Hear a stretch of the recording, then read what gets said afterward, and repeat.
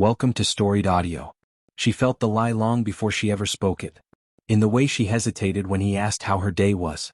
The way she checked her phone too quickly, and the way her smile trembled when he kissed her goodnight. He always noticed. Lately, he'd been watching her with a quiet suspicion, the kind that made her stomach twist every time she caught him staring too long. She knew exactly what he was thinking.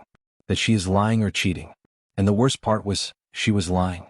Not about wanting her ex, she didn't. Not about missing him, she never had. But she was lying about the messages. The calls. The notes left on her car. The way her ex had tried to bully his way into her life like a shadow she couldn't outrun. She thought she could handle it alone. She thought she could protect her new boyfriend from the chaos her ex brought with him. But silence has a way of becoming its own betrayal.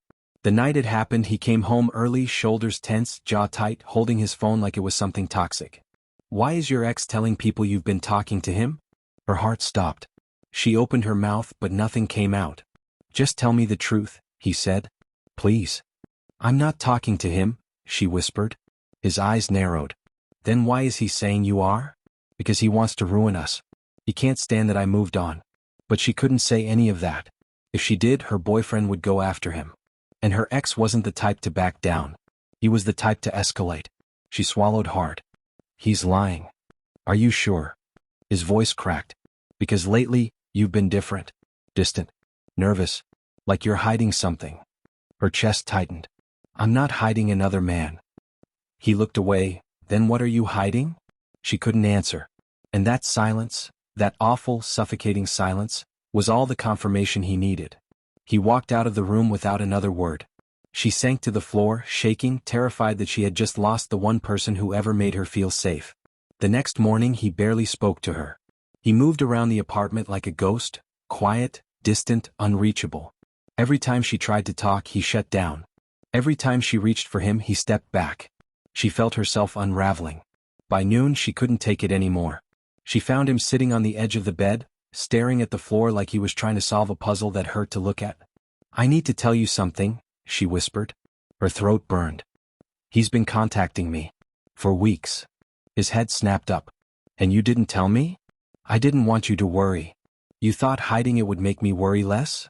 Tears blurred her vision. "I thought if I ignored him, he'd stop." "And did he?" She shook her head. He stood, pacing, running a hand through his hair. "So he's been calling you, messaging you, showing up, and you didn't think I deserved to know?" "I was scared," she whispered. "Of him?" "No," her voice cracked. "Of losing you." That stopped him cold. She covered her face with her hands. "I thought if you knew he was still trying to get to me, you'd think I wanted him back. I thought you'd leave." He stared at her, stunned. "You really think so little of me?" "No," she cried. "I think too much of you. I didn't want to drag you into this. I didn't want you to get hurt." He stepped closer, voice low.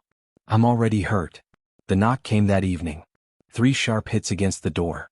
Her blood ran cold. He looked at her. "Is that him?" She didn't have to answer. He opened the door before she could stop him. Her ex stood there, smug, confident, leaning against the doorframe like he owned the place. "Hey," he said casually. "We need to talk." Her boyfriend stepped between them. "No. You need to leave." Her ex smirked. "Relax, man. She and I have history. You can't expect her to just forget that. She already has." "Funny," her ex said, "because she's been talking to me." "That's a lie," she said, voice shaking. He shrugged. "Believe what you want." Her boyfriend's fists clenched. "You're done coming near her."